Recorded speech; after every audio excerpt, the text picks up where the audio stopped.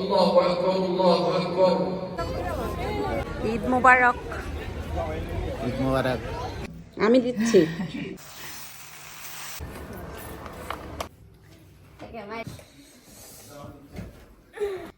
আসসালামু আলাইকুম সবাইকে ঈদের শুভেচ্ছা জানিয়ে শুরু করছি একটি নতুন ব্লগ। আর আজকের ব্লগটি হচ্ছে আমরা ঈদের দিন কি করেছিলাম সেটারই ছোট ছোট কিছু ক্লিপ নিয়েছিলাম, তো ভাবলাম যে আপনাদের সবার সাথে শেয়ার করি। আর অনেক দিন পরেই আসলে ব্লগ করছি। আর ওই দিন ছিল রবিবার, ঈদের দিন। আমি ছুটি নিয়েছিলাম, ইমনও ছুটি নিয়েছিল, সো আমরা সবাই বাসায় ছিলাম। তো সকালবেলা ঘুম থেকে উঠেই আমরা নামাজে যাব, তার আগে আমি একটু সেমাই রান্না করে নিচ্ছিলাম। ঈদ মোবারক।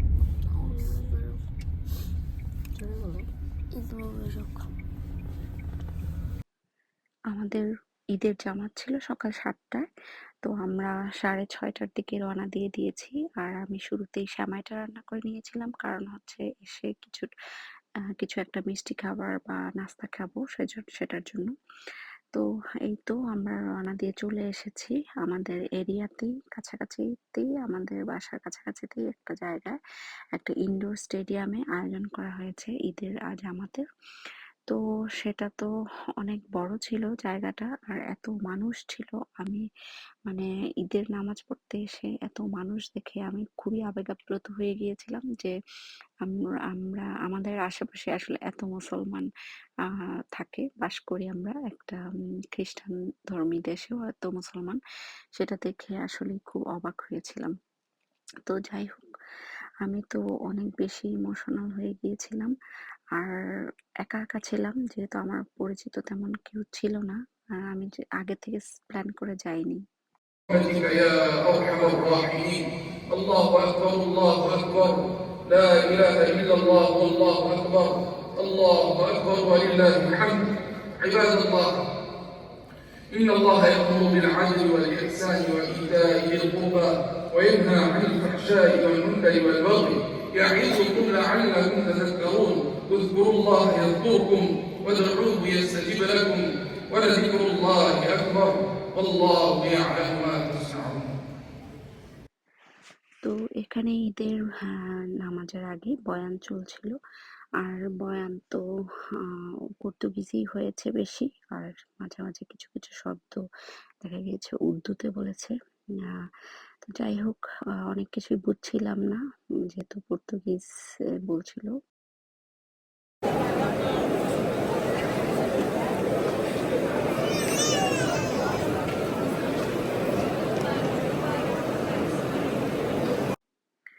তো নামাজ শেষে এখন হচ্ছে আমরা বের হয়ে যাচ্ছিলাম। তো মহিলাদেরকে বের হওয়ার একটা জায়গা ছিল, তো আমি ওই দিক দিয়ে সব মহিলাদের সাথে বের হচ্ছিলাম। আর জায়গাটা অনেক সুন্দর ছিল, একটা স্টেডিয়াম। তো আমি একটু ভিডিও করছিলাম।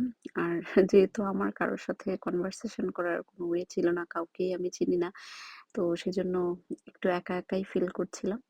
তবে যেটা একটা জিনিস খুব ভালো লেগেছে, এখানে নামাজ শেষে এত সুন্দর আয়োজন, একটু মিষ্টিমুখ করার জন্য ওরা খুব সুন্দর আয়োজন করেছে। এক ধরনের একটা ড্রিঙ্কস দিয়েছে, খেজুর, আর হচ্ছে সাথে ছিল একটা ডেজার্ট আইটেম, একটা মিষ্টি খাবার, লাইক একটা প্যাটিসের মতোই ওটা, কিন্তু অনেক মজার ছিল। আর শরবতটা খুবই মজার ছিল। তো আমি তো এত মানুষ দেখে মানে খুবই ভালো লাগছিল, মনে হচ্ছিল আমি ছোটবেলায় গ্রামে আগে এরকম ঈদের নামাজ পড়তে গিয়ে যেতাম। মানে পুরুষরা নামাজ পড়তো, কিন্তু আমরা হচ্ছে আনন্দ করার জন্যই যেতাম। অনেক ছোটবেলায়, সেটা যখন আমার 4-5 বছর বয়স ছিল, আমার মনে হয় সেই টাইমটাতেই।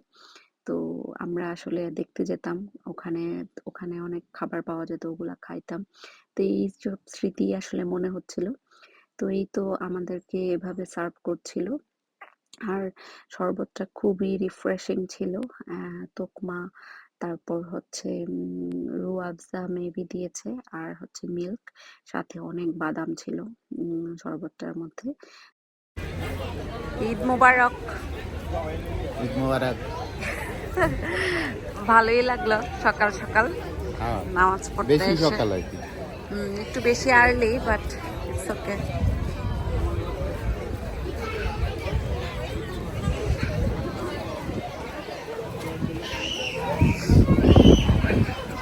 অনেক মানুষ হয়েছে কিন্তু, না?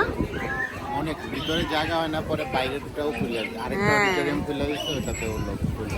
অনেক মানুষ হয়েছে।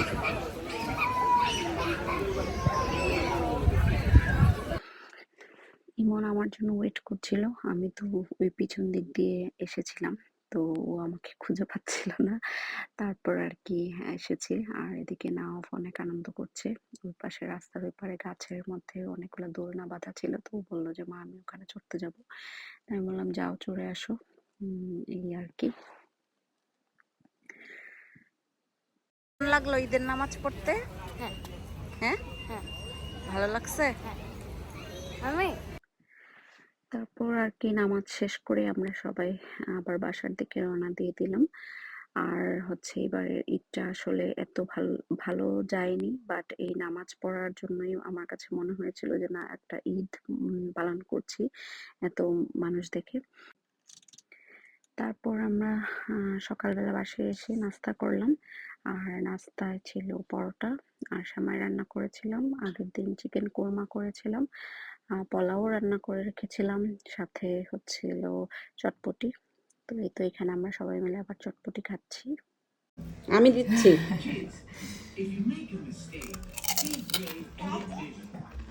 কেমন? রেডি? কেমন? তো এবারের ঈদটা আসলে অনেক অলসভাবে গিয়েছে। অনেক কিছু আয়োজন করেছি, কিন্তু কোনো কিছুই সাজিয়ে গুছিয়ে কোনো কিছুই করিনি। তো এখানে আমি সেমাইয়ের বরফি করছিলাম। আর আমরা আমাদের বিকালে দাওয়াত আছে, রাতে রাতে দাওয়াত ছিল আর কি। তো সেমাইয়ের বরফি করে ভাবলাম যে ভাবির জন্য একটু নিয়ে যাই। না, সুন্দর করে স্মাইল করো না, তোমার মুখে কি ফুচকা দিয়ে রাখছে। তো আমরা রেডি হয়ে কিছু ফ্যামিলি ফটোগ্রাফ তুললাম বাসার মধ্যেই। তো এইটাই তো ঈদ আর কি। আমরাই তো তো যাচ্ছিলাম ভাবির বাসায়, ফারজানা ভাবির বাসায় রাতের দাওয়াত। তো আমাকে আগেই মন শপে ড্রপ করলো, যে কিছু টুকটাক কেনাকাটা ছিল, তো ওগুলাই কেনার জন্য গেলাম। বিদেশের বাড়িতে আসলে ঈদ বলতে কিছু নাই, আমার যেটা মনে হয়। কারণ দেশে কোরবানি ঈদ মানে সবাই ব্যস্ত থাকে মাংস কাটাকাটি নিয়ে, কোরবানি দেওয়া নিয়ে, সব কিছু মিলিয়ে। তার উপরে গেস্ট তো আছেই।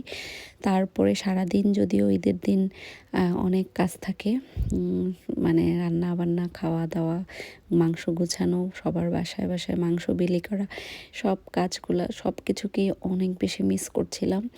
রোজার ঈদটা আসলে যেমন তেমন যায়, কিন্তু কোরবানির ঈদ আসলে কেন যেন অনেক ইমোশনাল হয়ে যায়, কারণ এই সব কিছু থেকেই বঞ্চিত থাকতে হয়। তারপরে পরে হচ্ছে ঈদের পরেও সবার আসা যাওয়া থাকে, ঘোরাঘুরি, সব কিছু মিলায়া এই জিনিসগুলো তো আর এখানে হয় না। হয়তো এই যে দাওয়াতে গেলাম একটু, অথবা আমার বাসায় কেউ আসলো, এতটুকুই আনন্দ ঈদের। তো এই জন্য আমার কাছে মনে হয় বিদেশের বাড়িতে প্রবাসীদের ঈদ বলতে আসলে কিছু নাই। তো অনেক কষ্ট লাগে যখন ঈদ আসে, বিশেষ করে অনেক বেশি ইমোশনাল হয়ে যাই যে কেন আসছি। কারণ পরিবার পরিজন আত্মীয় স্বজন ছাড়া আমার মনে হয় ঈদ আসলে আনন্দের হয় না।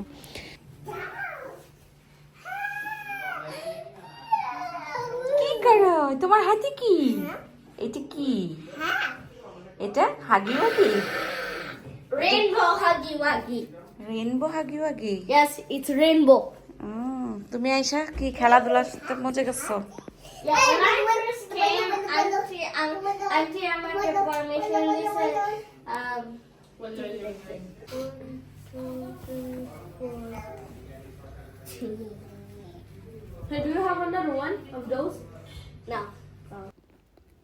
তো এই তো এখানে বাচ্চারা খেলাধুলা করছিল, উনো কার্ডস খেলছিল। ভাবির দুইটা ছেলে, সাইফান সাইহান আর নাওয়াফ, ওরা মোটামুটি কাছাকাছি বয়সের। তো ওরা একসাথে হলে অনেক এনজয় করে। তো যাই হোক, আমাদের সাথে ওদের অনেক দিন পরে দেখা হয়েছিল। তো বাচ্চারা এদিকে খেলাধুলা করছিল আর ভাবি ওইদিকে কিচেনে আমাদের জন্য খাবারগুলো রেডি করছিল। তো আমার আসলে খাবারের ক্লিপ নেওয়া হয়নি, কারণ আমার একটু আনইজি লাগছিল খাবারের ক্লিপ, সেজন্য নেওয়া হয়নি। তো ভাবির খাবার অনেক মজার ছিল। আর এই তো আমরা সারাদিন খাবার দাবার খেয়ে রাতে 11টার সময় চলে আসি। তো থ্যাংক ইউ ফারজানা ভাবি আমাদেরকে সময় দেওয়ার জন্য এবং এত মজার খাবার খাওয়ানোর জন্য। তো আজকের ব্লগটি এই পর্যন্তই। আল্লাহ হাফেজ।